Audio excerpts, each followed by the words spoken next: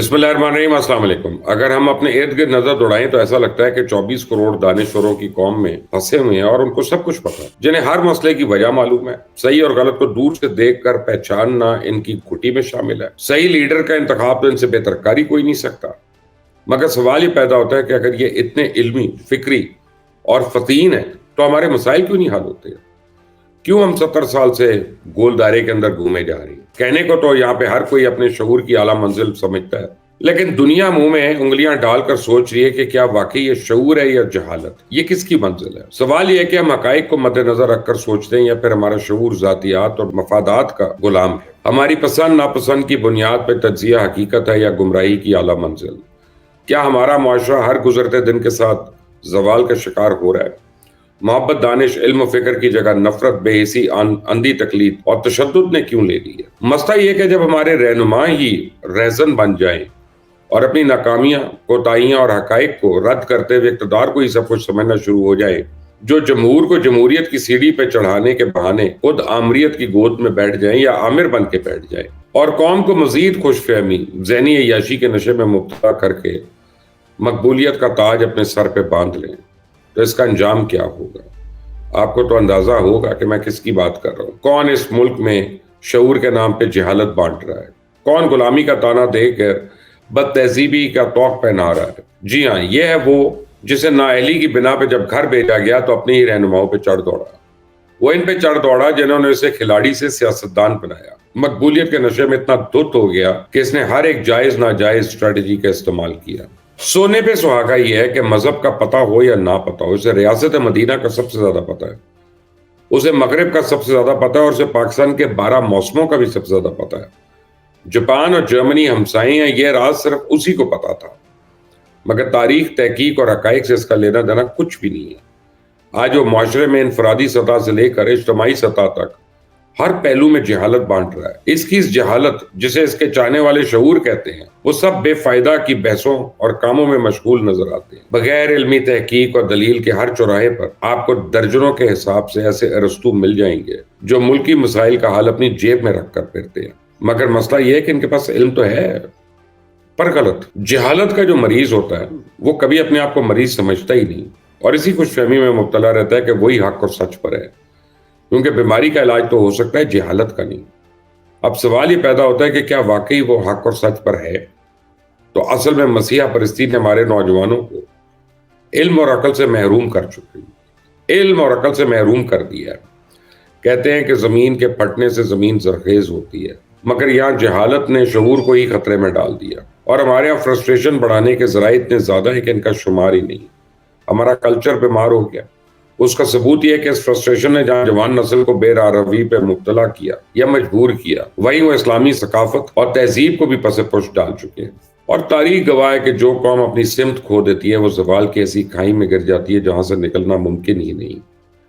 اصل میں سیاسی شعور میں صرف بیداری ہی کافی نہیں ہوتی، بلکہ معلومات اور نام نہاد شعور کو تنقیدی، تخلیقی، تحقیقی، تجزیاتی اور غیر جانبداری کے اصولوں میں پرکھنا ناگزیر ہوتا ہے۔ بدقسمتی سے ہمارے یہاں جمہوریت شخصی احصار، چاپلوسی، خوشامد، اجارہ داری کے گرد گھوم رہی ہے، جہاں رواداری، مساوات، قانون کی بالادستی، عدل و انصاف اور دیگر اعلیٰ انسانی اقدار کو ان کی قدر ہی نہیں۔ جب حقائق بدلتے ہیں تو اپنے خیالات بدل لیتے ہیں اور اس کے سیاسی ورکرز من و عن ان خیالات کو اپنا لیتے ہیں۔ یہ بھی بہت بڑا المیہ ہے۔ موجودہ دور میں بیانیہ ایک طاقتور ہتھیار بن کر سامنے آیا اور اس دور کو عرف عام میں 5th جنریشن وارفیئر کہا جا سکتا ہے، لیکن اصل میں یہ بیانیہ کی جنگ ہے۔ جس کا بیانیہ طاقتور ہے وہی طاقتور تصور بھی ہوگا۔ ہر وہ شے جو بیانیہ کو تقویت دے سکتی ہے، اسے اگر ایک لفظ بھی بیان کرنا ہو تو وہ ہے جعل سازی، مثلا جعلی خبر، جعلی ویڈیو، جعلی تقریر، جعلی تصویر وغیرہ وغیرہ۔ جیسا میں نے پہلے کہا نا، یہ بیانیہ کی جنگ کا دور ہے، تو عمران خان نے اس ہتھیار کا بخوبی استعمال کیا۔ یہ تحریک انصاف کی بہت بڑی کامیابی ہے کہ بغیر کسی معاشی ترقی کے، بغیر کسی پروجیکٹ کے، ملکی قرضے 4 سال میں بھی ڈبل کر کے، ایک بھی ملازمت نہ دینے اور تنخواہوں میں اضافہ نہ کرنے کے باوجود اور ملک کو ڈیفالٹ کے دہانے پہ پہنچانے کے باوجود نوجوانوں کو محض پروپیگنڈا، اسلامی ٹچ اور گالم گلوچ کے ذریعے وہ اپنے ساتھ ملانے میں کامیاب ہو گئے۔ تو ان کے بقول ہمیں کپتان نے سیاسی شعور دیا۔ پروپیگنڈا کے اس دور میں اگر آپ کسی کی کارکردگی کو میچ نہیں کر سکتے تو مخالف کی کارکردگی کو لان تان کرنا شروع ہو جاتے ہیں۔ پی ٹی آئی نے یہ حربہ بڑی احسن طریقے سے استعمال کیا اور اس حربے سے نہ صرف اپنے حامیوں کو مطمئن رکھا بلکہ ایک بڑی تعداد جس میں دوسری جماعتوں کو بھی اخلاقی دباؤ میں لے آئی۔ آپ دیکھ لیں جب میٹرو بس بن رہی تھی تو اس کی تعمیر کے دوران ہی جنگلہ بس کا واویلا شروع ہو گیا۔ بعد میں خود بھی پشاور میں یہی جنگلہ بس بنائی لیکن بہت زیادہ پیسوں سے۔ اس طرح سڑکوں پلوں کی تعمیر پہ فوری پروپیگنڈا شروع کر دیتے ہیں، بعد میں خود بھی اسی پہ عمل کرتے ہیں۔ ان کی تمام ہسٹری اٹھا کے دیکھ لیں، انہوں نے ہر کام وہ خود کیا جس کا یہ دوسروں پہ الزام لگاتے رہے ہیں۔ توشہ خانہ سے لے کے الیکشن تک، کرپشن سے لے کے انٹرنیٹ اور میڈیا پر اشتہار بازی تک، لنگر خانے سے لے کے بریانی تک، ہر چیز انہوں نے خود کی ہے۔ فورن پالیسی سے لے کے انٹرنل پالیسی تک، چائنا سے تعلقات ہوں یا پھر امریکہ سے یا پھر مڈل ایسٹ سے، کہاں کہاں انہوں نے اپنی نااہلی سے روڑے نہیں اٹکائے اور اپنے آپ کو بچانے کی خاطر اس کا الزام اپنے سے پہلے دوسروں پہ نہیں لگایا۔ اور قربان جاؤں اس کی نوجوان نسل پر جس سے نہ کبھی تاریخ پڑھی ہے، نہ کوئی تحقیق کی ہے، نہ کوئی ریسرچ کی ہے، اندھا دھن اور بغیر سوچے سمجھے جو اس نے منہ سے نکال دیا اس کو سپورٹ کرنا شروع ہو گئے اور سوشل میڈیا پہ طوفان بدتمیزی شروع ہو گئی۔ یہ ان کا شعور ہے یا جہالت؟ عمران خان نے جنوری 2022 میں IMF پروگرام ختم کرنے کا جو حیران کن فیصلہ کیا تھا، اس کے اثرات سے تو پاکستان ابھی تک نہیں نکل سکا۔ اس وقت بینکوں کو قرضوں پر سود کی مد میں 7,000 ارب سالانہ دیے جا رہے ہیں، جبکہ ٹیکس اس سے بہت کم اکٹھا ہو رہا ہے۔ اندازہ کریں، قرضوں کا سود دینے کے لیے بھی سود پر قرضہ لیا جا رہا ہے، اور مزے کی بات یہ ہے کہ قرضوں کا رونا رونے والے تاریخ کا سب سے زیادہ قرض لے کر چلتا بنا۔ اب جب IMF سے نئی ڈیل کی سخت ضرورت ہے، عمران خان کے کہنے پہ انہی کی جماعت نے اسی IMF کو خط لکھ دیا، اور اس کی منافقت یا جہالت یا اس کے لیڈرز کا دیا ہوا یہ سیاسی شعور جو ہے، اس کو اگر آپ دیکھیں تو جس پر الزام لگاتے تھے کہ امریکہ نے ہماری حکومت سازش کے ذریعے گرائی، آج اسی امریکہ میں جا کر پاکستان کے خلاف IMF کے دفتر کے سامنے پاک فوج کے خلاف اور نئی حکومت کے خلاف تقریریں کر رہے ہیں تاکہ IMF مزید قرضہ پاکستان کو نہ دے، اور دوسرے لفظوں میں یہ اپنے ملک کو ڈیفالٹ کرانے کی کوشش کر رہے ہیں۔ اور اسے کیا دور رس نتائج ہوں گے اس پہ آپ کبھی غور کر لیں۔ چلیں 24 کروڑ کو چھوڑ دیں، ان 2.5 کروڑ ووٹرز کا خان صاحب کو کوئی ترس نہیں جنہوں نے ان کو ووٹ دیا۔ وہ پہلے بھی خان صاحب کے کہنے پہ IMF ڈیل توڑنے سے متاثر ہو چکے ہیں اور ملک میں انارکی اور سول وار جیسی صورتحال پیدا ہو گئی، تو کیا خان صاحب کے ووٹرز محفوظ رہیں گے ایسی صورت میں؟ لیکن اس پر بھی ان کے سپورٹرز ان کے حق میں سوشل میڈیا پر ادھم مچا رہے ہیں۔ یہ جہالت ہے یا خان کا دیا سیاسی شعور کہ عمران خان اس لحاظ سے تو خوش قسمت ہے کہ اس کو بظاہر پڑھا لکھا لیکن عقل سے آری سپورٹر ملا، جس کو بیوقوف بنانے میں خان کو زیادہ مشکلات کا سامنا نہیں کرنا پڑا۔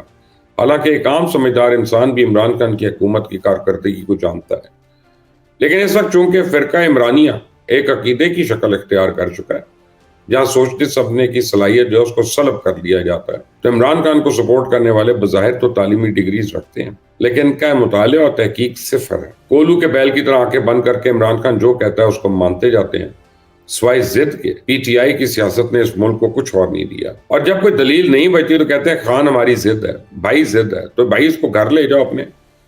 پھر وہی بات یہ تو گھر لے جانے کے قابل بھی نہیں ہے۔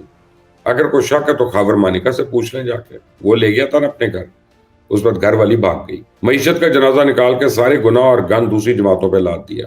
عمران خان سے بڑا نوسر باز ابھی تک پاکستان کی سیاسی تاریخ میں نہیں آیا، جس نے اپنی بدترین کارکردگی اور کرپشن کو بڑے اچھے طریقے سے چھپا کر دوبارہ قوم کو بیوقوف بنا دیا۔ کوئی بھی عمران خان کی حکومتی کارکردگی پہ بات ہی نہیں کر رہا۔ ملک میں نئی حکومت آ چکی ہے، بیٹیوں کے سر دوپٹے سے ڈھانپے جاتے ہیں لیکن پختونخوا اسمبلی میں ان پہ جوتے پھینکے جاتے ہیں اور اکٹھے ہو کر نعرے کسے جاتے ہیں۔ اب اس کا مطلب ہے کہ ہم گیس و بجلی کی قیمت آدھی کر دیں گے۔ کیوں بھائی؟ جب کارکردگی کا کھانا خالی ہو، بتانے کا کوئی ایجنڈا نہ ہو تو صبائیت کو ہوا دینا شروع کر دو۔ کیا KPK اور پاکستان کوئی دو چیزیں ہیں؟ KPK حکومت نے کتنے پاور پلانٹس خود لگائے ہیں؟ ان سے پوچھنا چاہیے کہ کتنے اسپتال خود بنائے، اور وہ جو سینکڑوں ڈیم بنانے تھے وہ کہاں گئے؟ کتنی موٹر ویزیں خود اپنے وسائل سے مکمل کی؟